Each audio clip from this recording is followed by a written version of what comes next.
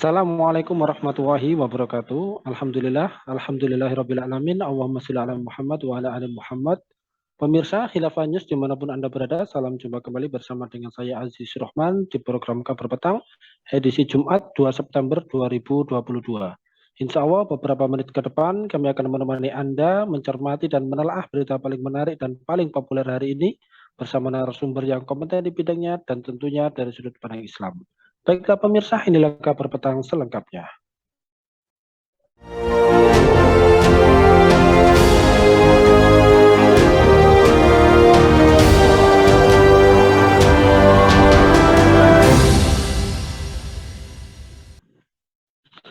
Pemirsa, Sekretaris Jenderal Asosiasi Pedagang Pasar Seluruh Indonesia (APPSI), Mujibur Rahman menyatakan para pedagang menolak wacana pemerintah untuk menaikkan harga BBM bersubsidi. Kalau BBM dinaikkan, pasti angkutan naik, barang-barang naik, harga pasti naik. Padahal pasar sekarang semakin sepi, ujar Mujibur Rahman di Pasar Minggu, Jakarta Selatan, Selasa 30 Agustus yang lalu.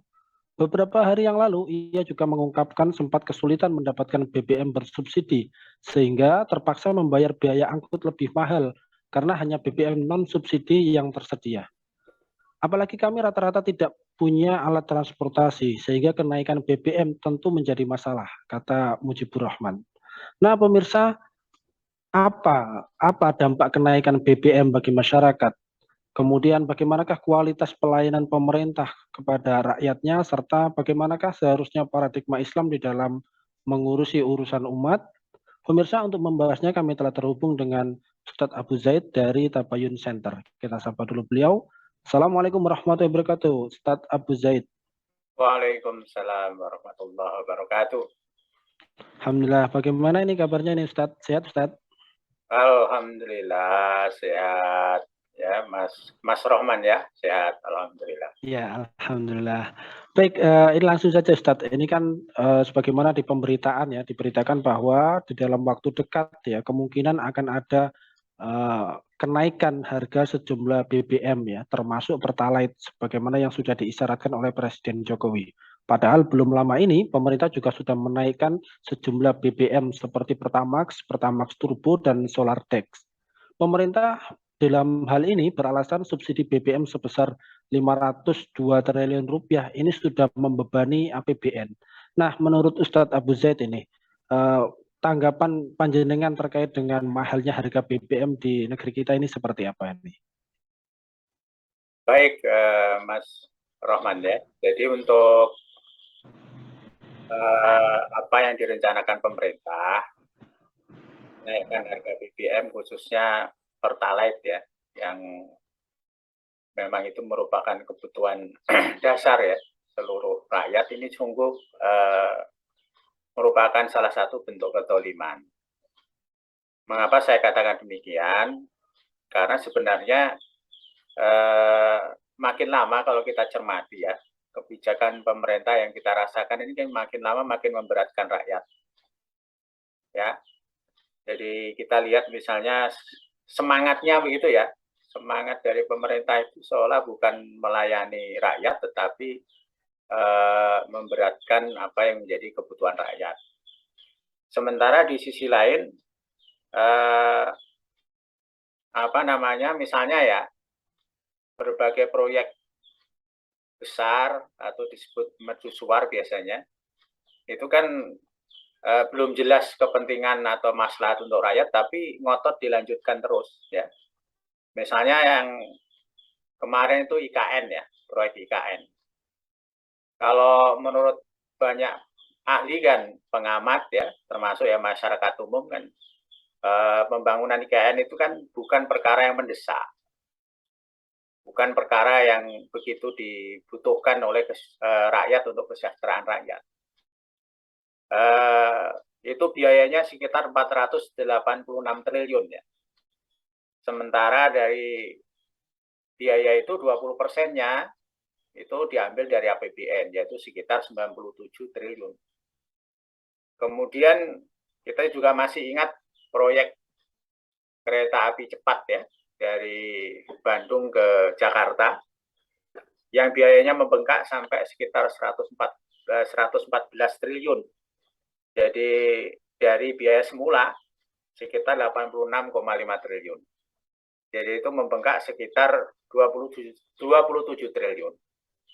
Sementara itu proyek juga manfaat gunanya untuk rakyat juga dipertanyakan. Mengapa? Karena selama ini kita ketahui ya, khususnya kita yang pernah tinggal di sekitar Jakarta, Bandung itu kan fasilitas jalan tol ada, kereta api juga ada, pesawat juga ada gitu ya. Dan selama ini lancar-lancar saja ya, kalau macet biasa lah sekitar Jakarta itu kan. Nah, jadi apa pentingnya dibangun atau kebutuhan mendesaknya dibangun kereta api cepat dengan biaya ratusan triliun itu. Atau mungkin proyek bandara misalnya ya, Bandara Kertajati itu yang sekarang entah untuk apa itu kan. Nah itu berapa triliun lagi itu uang itu ya. Dan masih banyak proyek-proyek yang lain. Bahkan pernah saya baca ya, bahwa alam itu benar tidaknya ya. Ada proyek pelabuhan dibangun tapi tidak ada jalan yang dibangun gitu. Terus pelabuhan itu untuk apa gitu ya. Nah jadi belum bicara korupsi ya. Begitu banyak kasus korupsi yang bahkan sampai satu kasus 78 triliun misalnya. Nah itu kan hal-hal yang istilahnya ada banyak pemborosan atau pemanfaatan dana milik rakyat ini yang tidak tepat ya, bahkan korupsi, bahkan dulu ada kasus BLBI macam-macam sampai sekarang juga nggak jelas ya juntrungannya. Nah itu seolah-olah itu diabaikan begitu saja ya, sementara rakyat terus dijepit dengan berbagai macam kenaikan iuran BPJS lah, kemudian BBM lah, listrik lah, yang otomatis itu akan membuat kehidupan rakyat semakin sulit. Karena otomatis kalau BBM naik ya, mau nggak mau sembako pasti ikut naik. Bahkan saya kemarin baca berita, telur ayam sudah merangkak naik jadi 30.000 per kilogram ya. Ada yang komentar ini harga telur ayam termahal sepanjang sejarah negara ini ya. Jadi telur ayam itu kan biasanya jadi andalan ini ya, kaum menengah ke bawah ya, Mas Aziz ya. Jadi biasanya kita kalau simpel ya murah ya telur ayam gitu kan. Nah ini kalau semakin mahal terus nanti tempe juga mahal, semua mahal. Nanti kira-kira jadi makan apa ini rakyat ini ya? Atau mungkin disuruh makan eceng gondok begitu ya? Ya kurang lebih begitu mungkin, Mas Aziz ya. Ya, baik. Lantas kemudian ini kan selain dari pemberitaan rencana kenaikan atau perubahan harga BBM bersubsidi, ini pemerintah juga sebagai kompensasinya, ini rencananya akan menyediakan bantalan sosial atau bantuan sosial bagi warga yang terdampak. Nah, kalau jenengan melihat hal tersebut, apakah ini solusi yang tepat bagi rakyat yang kemungkinan pasti akan menderita terkait dengan kenaikan harga BBM ini? Ya, sebenarnya kalau dalam hal ini kan rakyat itu mestinya kan punya hak yang sama ya. Jadi mau yang miskin, mau yang kaya, kalau itu namanya fasilitas dari negara, mestinya kan memiliki hak yang sama. Ya, karena kalau dikatakan misalnya yang berdampak sekian persen misalnya ya dari rakyat, ya sekitar sekian puluh juta orang, 20 juta sekian orang itu kan faktanya kan tidak sesederhana itu. Ya, jadi kalau subsidi itu diarahkan kepada sebagian kecil orang yang dianggap berdampak, toh itu juga tidak menyelesaikan masalah gitu ya. Jadi justru sebenarnya yang dibutuhkan itu adalah BBM yang terjangkau.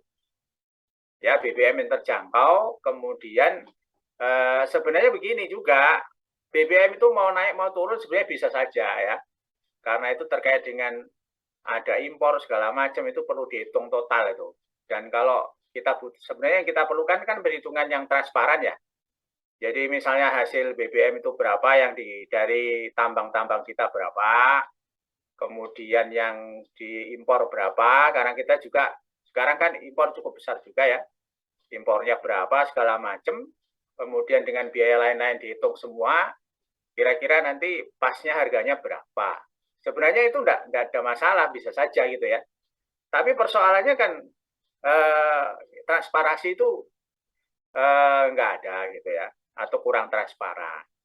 Kemudian yang kedua, ya, ketika BBM itu dinaikkan atau diturunkan tadi, ya, atau dinaikkan sekarang ya. Nah itu kan sebenarnya yang diperlukan adalah bahwa pemerintah itu betul-betul mengatur dana itu dengan sebaik-baiknya ya, APBN itu. Jangan sampai kayak tadi, untuk hal yang tidak ada kaitan dengan kesejahteraan rakyat, bahkan sampai ratusan triliun, itu begitu mudah dicairkan, begitu mudah dianggarkan. Sementara untuk rakyat yang subsidi misalnya 520 triliun itu kan ada yang bantah juga kan kemarin itu, saya lihat ya. Jadi sebenarnya katanya tidak sebesar itu, ya, dari seorang pengamat kemarin itu. Jadi sebenarnya subsidi itu bukan solusi. Lagi pula kalau karena saya tinggal di desa ya, itu kan subsidi BLT atau apa namanya selama ini sebenarnya kan juga tidak banyak yang tidak tepat sasaran ya. Ya, jadi banyak orang yang sebenarnya lebih membutuhkan tidak pernah mendapatkan bantuan, sementara orang-orang yang sebenarnya kehidupannya jauh lebih baik, lebih sejahtera malah mendapatkannya. Ini juga hal yang saya kira menjadi sulit diaplikasikan ketika di lapangan, data-data sudah tidak transparan, mungkin juga aparat yang barangkali kredibilitasnya kita pertanyakan dan seterusnya, akhirnya ya nggak efisien tetap ya.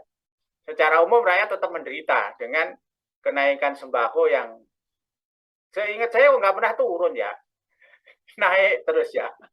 Ya, jadi itu menurut saya begitu, Mas Haji. Ya, baik. Lantas kemudian ini kalau kita memahami bersama, mengurus negara ini kan memang bukan pekerjaan yang mudah. Namun pemerintah ini seakan menganggap hak rakyat untuk mendapatkan subsidi ini sebagai beban. Nah, tanggapan Ustadz Abu Zaid sendiri terkait dengan sikap pemerintah tersebut ini seperti apa? Apakah pemerintah ini menelantarkan rakyatnya ketika menganggap subsidi ini sebagai beban atau seperti apa ini? Mohon penjelasan. Baik, bismillahirrahmanirrahim. Jadi untuk cara pandang inilah yang salah total ya. Memang kapitalisme memandang rakyat itu sebagai beban. Nah inilah yang harus kita koreksi ya, karena kita ini mayoritas muslim di negeri ini, mestinya cara pandang yang kita pakai kan Islam. Ya, jadi rakyat itu bukan beban. Lagian siapa sih yang minta dipilih kemarin itu kan? Iya kan? Jadi yang minta dipilih sampai kampanye, ya habis biaya triliunan ya, sampai begitu rupa ya semangatnya itu siapa yang minta dipilih, ya kan? Terus yang janji-janji dengan apa namanya sembako murah, segala macam pendidikan, segala macam kesehatan, ada kartu-kartu segala macam itu siapa juga gitu, ya. Jadi kan para penguasa ini kan mereka yang minta dipilih. Kenapa setelah jadi rakyat dianggap sebagai beban, ya? Nah, padahal kalau dalam Islam kan tidak seperti itu. Dalam Islam itu rakyat itu adalah amanah. Amanah yang harus dijaga oleh para pemimpin, para penguasa dalam rangka mewujudkan kemaslahatan rakyat. Dalam Islam kan Allah menegaskan innallaha ya'murukum an tu'addul amanati ila ahliha. Sungguh Allah menyuruh kalian menyampaikan amanah, ya, menyampaikan amanah kepada yang berhak menerimanya. Jadi rakyat itu adalah amanah bagi para pemimpin, para penguasa. Bahkan Rasulullah SAW menggambarkan ya, pemimpin itu kan seperti penggembala ya. Jadi sebagaimana seorang penggembala, kalau misalnya Mas Aziz itu menggembala kambing, masuk kambingnya digebuki, ya kan? Atau dikasih makan, udah kasih makan dikit aja, ya, supaya dia tidak gemuk misalnya kan? Atau dikasih makan yang sulit lah, disuruh panjat-panjat kemana sana, yang gersang-gersang sana kan. Sementara rumput yang hijau diberikan kepada yang lain. Kan tidak seperti itu. Ya. Jadi ibarat seperti itu tuh bagus sekali. Tentunya seorang penggembala kambing misalnya, dia akan mencarikan tempat gembalaan itu yang paling bagus. Yang rumputnya paling segar, ya kan? Yang air minumnya tersedia cukup, yang segar, juga yang aman dari serigala. Jadi kalau misalnya seorang penggembala kok dia malah mencarikan ladang gembalaan yang gersang, susah air ya kan, bahkan di situ banyak ancaman serigala, tentu itu bukan penggembala yang dimaksud, yang diharapkan oleh rakyat. Begitu insya Allah. Ya, baik Ustaz. Ini kalau sebelumnya pemerintah mengeluh ya, apa namanya, subsidi terlalu berlebihan hingga harus dikurangi. Ya, ini kan mengeluh dana. Selain dari itu, ini negara juga sering juga mengeluhkan beban dana pensiunan yang sebenarnya kalau kita melihat ya, pensiunan ini kan hak dari para ASN ya, karena setiap bulannya ini gajinya kan dipotong. Nah, pada saat yang sama, pemerintah juga banyak mengangkat tenaga tambahan seperti wakil menteri, kemudian juga ada staf khusus, ya, ada juga staf khusus milenial dan lain sebagainya. Nah, tanggapan panjenengan terkait dengan hal tersebut di dalam pengelolaan negara ini seperti apa ini untuk menyikapi kebijakan pemerintah tersebut? Ya kalau saya melihat itu bagian dari salah urus tadi itu ya, salah urus negara, jadi prioritas tidak jelas, bukan kepentingan rakyat prioritasnya, tapi kepentingan pihak-pihak tertentu. Kalau misalnya kepentingan pihak-pihak tertentu, akhirnya harus disediakan kursi atau jabatan kan. Ya, karena yang sudah berjasa si A, si B, si C, nah kan harus ada jabatannya, sementara jabatan kan terbatas. Menteri terbatas ya kan. Nah, perlulah akhirnya dibikinlah lembaga, badan dan seterusnya yang sebenarnya tidak dibutuhkan bahkan ya. Perannya juga nggak jelas untuk apa gitu. Ya, jadi itu saya kira termasuk salah urus dan bagian dari abai ya, sikap pengabaian terhadap kesejahteraan rakyat. Jadi pemborosan ya dari dana yang dimiliki oleh pemerintah, yang dimiliki rakyat, yang dikelola pemerintah, itu berapa triliun itu yang kemudian istilahnya hilang percuma hanya untuk hal-hal yang tidak dibutuhkan. Ya. Apalagi memang kan kita sudah tahu bahwa jumlah uang kita itu kan terbatas. Ya mestinya kita fokus dong. Ya kan misalnya kalau Mas Aziz punya duit misalnya sekian gitu ya, untuk istri, untuk anak, masuk jalan-jalan aja kerjanya ya, atau apa gitu, ya, sehingga beras malah nggak terbeli ya kan, hal yang lebih pokok tidak terbeli, akhirnya kan ya hancur lah rumah tangga kalau begitu caranya.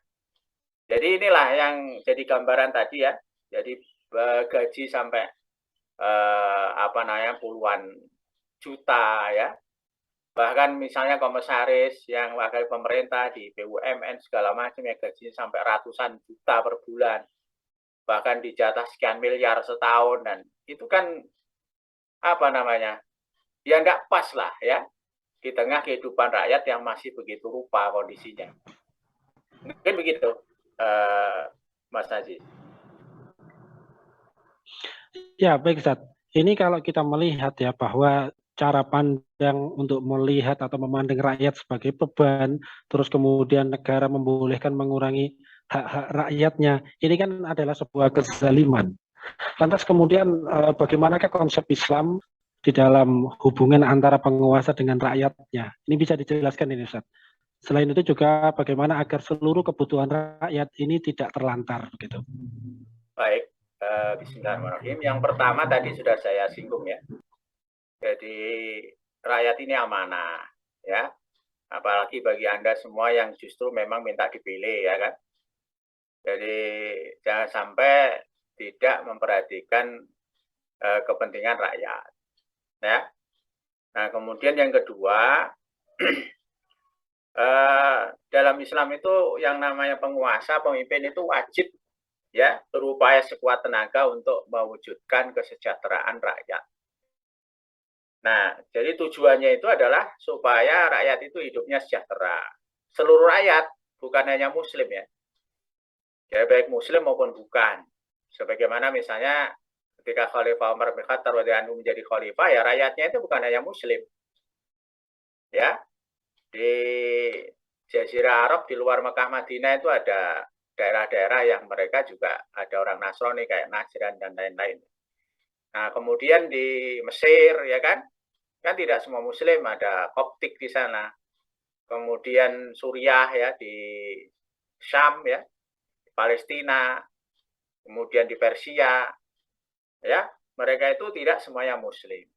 Jadi Umar bin Khattab radhiyallahu anhu misalnya ya tidak pandang bulu, semua rakyatnya dijamin supaya mereka minimal sembako itu kurang gitu ya.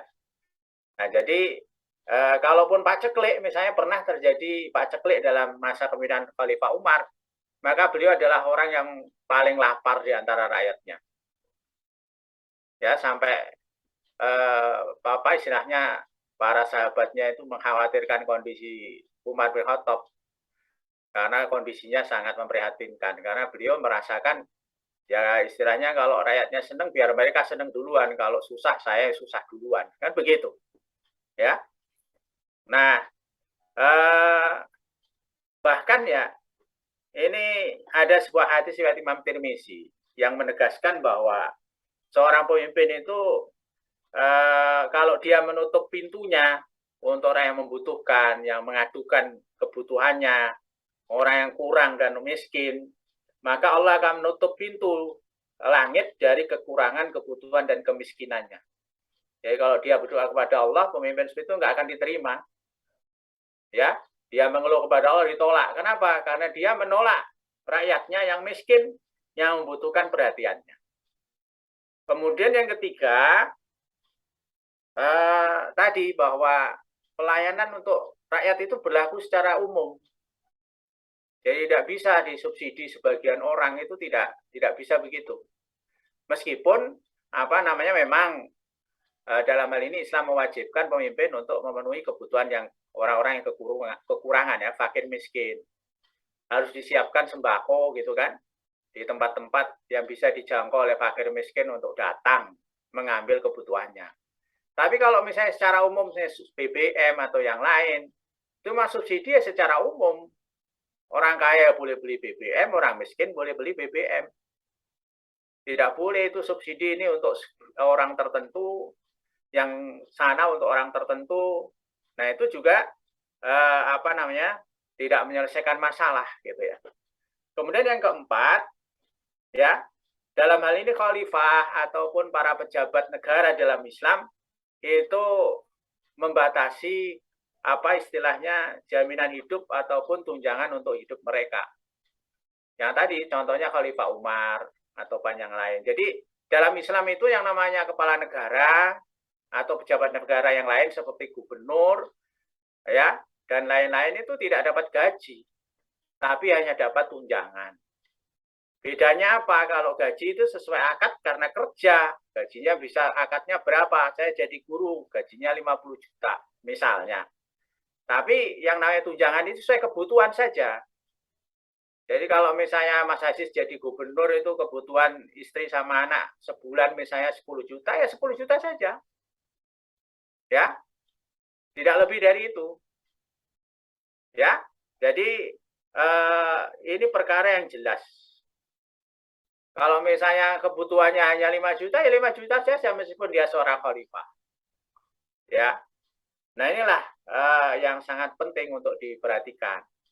Ya, jadi jangan sampai malah dia gajinya ratusan juta, rakyatnya beli telur aja 30.000 tidak bisa, gitu kan. Kemudian yang kelima ini untuk rakyat yang bukan muslim khususnya ya, itu khalifah mengambil kebijakan, termasuk Khalifah Umar ya, itu membebaskan alutimah orang-orang yang bukan Islam untuk tidak membayar jizyah. Ya, ini nampak jelas bahwa mereka dijamin kehidupannya, bahkan ada seorang Yahudi tua yang dia minta-minta ya mengemis di beberapa tempat, kemudian ditanya oleh Umar, ternyata dia untuk membayar jizyah dan untuk makan. Ya, kemudian akhirnya Umar membebaskan, tidak usah membayar jizyah dan bahkan dia dijamin kebutuhannya oleh negara. Nah, ini hal-hal yang penting ya untuk dipahami bahwa secara mendasar ya paradigma cara pandang terhadap rakyat oleh negara ini memang berbeda gitu ya. Jadi kalau dalam sistem kapitalis itu kegiatan ekonomi itu kesejahteraan rakyat diserahkan semuanya kepada mekanisme pasar. Nah, kalau mekanisme pasar berarti kan yang kuat yang menang. Ya. Sementara yang punya duit, punya modal besar, dia bisa mempengaruhi regulasi yang ada. Faktanya kan begitu ya. Undang-undang itu bisa disetir oleh kepentingan politik pihak tertentu. yang memenangkan mereka, ya mereka bisa mendapatkan berbagai fasilitas yang mereka butuhkan dalam bisnis-bisnis besar mereka, sementara sebagian besar rakyat harus hidup dalam keadaan sulit hanya sekedar untuk memenuhi sembakonya saja. Mungkin begitu, Mas Aziz. Ya, baik. Terakhir, Ustadz. Lantas kemudian bagaimanakah konsep Islam ya agar pembangunan seluruh bidang ini bisa benar-benar bermanfaat untuk rakyat banyak ya. Bukan hanya sekedar proyek mercusuar yang kemudian hanya dinikmati oleh segelintir orang dan menguntungkan kaum oligarki. Mohon penjelasannya ini, Ustadz. Baik ya. Bismillahirrahmanirrahim. Yang pertama, Islam itu dalam APBN-nya ini ya, kalau sebutannya APBN itu Islam itu menentukan pendapatan dan pengeluaran. Pendapatannya dari mana saja, pengeluarannya untuk apa saja.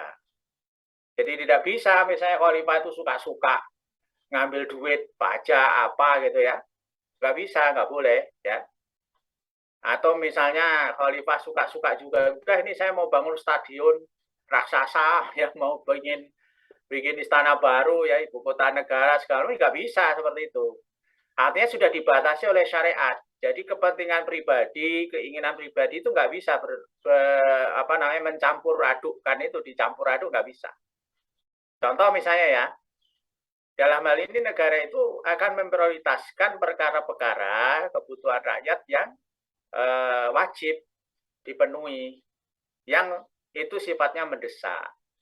Contoh misalnya itu yang pertama yang harus dipenuhi itu adalah jatah hidup fakir miskin, yang mereka itu dengan kondisi tertentu tidak bisa memenuhi sembakonya, kebutuhan pokoknya bahkan ya, sandang, pangan, papan. Ya, jadi orang miskin yang seperti itu harus didata betul berapa orang, di mana saja tinggalnya, kemudian negara wajib menyediakan sandang, pangan, papan yang mereka butuhkan. Kalau yang sudah punya tempat tinggal tapi nggak punya makanan, ya dikasih makanan. Ya, yang nggak punya pakaian dikasih pakaian. Nah, jadi fakir miskin tadi itu merupakan kewajiban pertama oleh negara, harus dipenuhi itu kebutuhannya. Ya, karena kan faktanya selalu ada yang fakir miskin itu baik karena mungkin sakit, mungkin cacat ya, ataupun orang-orang yang memang tidak memiliki kemampuan untuk bekerja atau sudah bekerja berusaha tapi memang rezekinya seperti itu kan. Nah, itu harus diselesaikan, dan semua istilahnya dana yang dimiliki oleh Baitul Mal itu oleh kas negara ya pertama untuk itu. Nggak boleh misalnya bangun IKN baru, bangun fasilitas kereta api seperti itu, ya itu nggak boleh seperti itu. Nah, kemudian yang kedua itu terkait dengan jaminan umum secara keseluruhan itu kan pendidikan dan kesehatan. Jadi negara itu wajib menyediakan fasilitas pendidikan dan kesehatan yang memadai untuk seluruh lapisan masyarakat. Ya, dan di dalam sejarahnya ya negara khilafah itu berhasil menyediakan pendidikan dan kesehatan ini secara gratis. Ya, sampai ada kisah itu ya di zaman khilafah itu seorang yang pura-pura sakit, ingin dirawat di rumah sakit, meskipun tabib atau dokter-dokter tahu bahwa dia nggak sakit, ya dibiarin aja sampai 3 hari. Ya, makan minum di situ, setelah 3 hari suruh pulang. Ya, karena dia merasa senang barangkali ya di rumah sakit ya. Nah, kemudian yang ketiga ya, kalau proyek-proyek fasilitas umum seperti jalan raya dan seterusnya, itu kalau memang tidak ada jalan lain yang bisa dipakai atau tidak memenuhi kebutuhan, nah itu baru bisa dibangun jalan baru ya. Dan itu baru boleh memakai biaya Baitul Mal, kalau tidak ada baru boleh narik pajak untuk bangun jalan yang memang mendesak dibutuhkan. Ya mungkin kurang lebih seperti itu, Mas Aziz ya.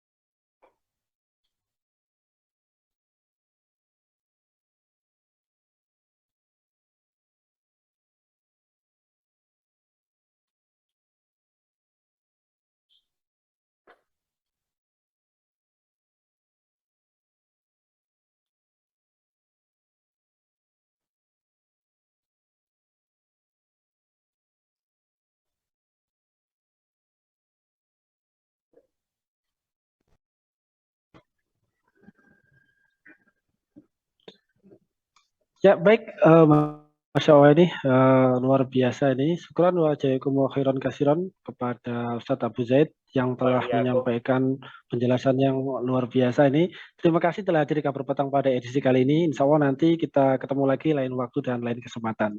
Semoga panjenengan dan keluarga sehat selalu dalam lindungan Allah Subhanahu wa taala. Assalamualaikum warahmatullahi wabarakatuh, Ustadz Abu Zaid.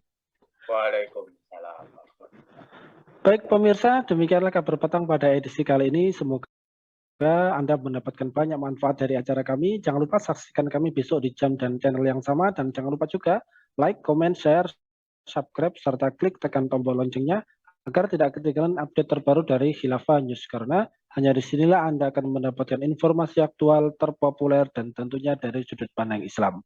Akhirnya saya Aziz Rahman beserta seluruh kru yang bertugas undur diri. Wassalamualaikum warahmatullahi wabarakatuh. Waalaikumsalam.